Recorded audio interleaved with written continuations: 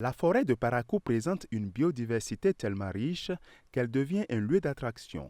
Pourtant, il n'est pas rare d'entendre la population se plaindre au point de dire que la forêt constitue une source d'insécurité, un refuge pour les malfaiteurs.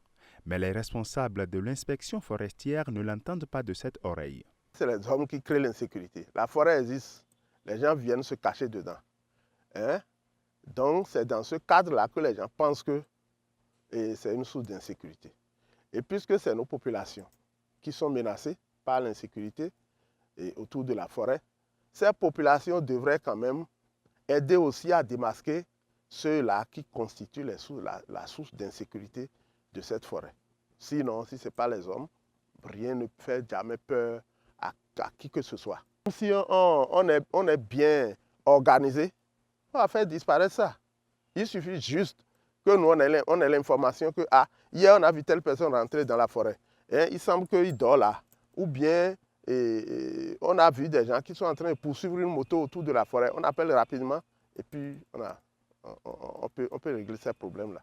Pour son rôle de dépolluant et d'oxygénateur qu'il joue, toute la population doit chacun en ce qui le concerne contribuer à la protection de cet espace qui constitue un poumon vert de grande valeur.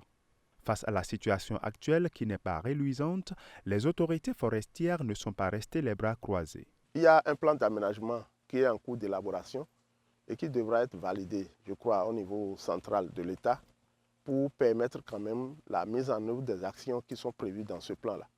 Dans ce cadre, normalement, la mairie, avec la population riveraine de la forêt, devrait être impliquée sur la base de l'approche participative à contribuer à la mise en œuvre de ce plan pour une gestion durable de cette forêt. Donc, en dehors de ça, les élus, les sécu qui sont autour de la forêt, ils sont bien impliqués dans tout ce que nous faisons aujourd'hui là, pour quand même démasquer ceux qui sont en train de créer de dommages à la forêt. Il y a les concasseurs de cailloux qui sont là cette année. Avec notre appui, ils ont réalisé une plantation de 2 hectares à l'intérieur de la forêt. La forêt de Parakou est menacée de destruction par des comportements humains. Il appartient aux humains d'endiguer le mal et nul ne sera de trop dans cette lutte.